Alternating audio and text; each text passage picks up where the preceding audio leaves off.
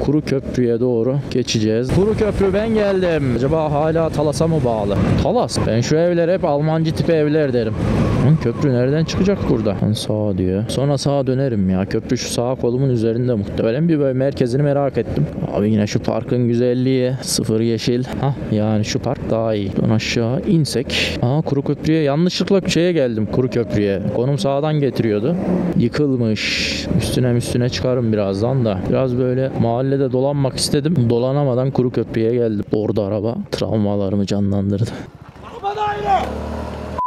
Ya böyle bir merkezi bir kısmı yok gibi duruyor.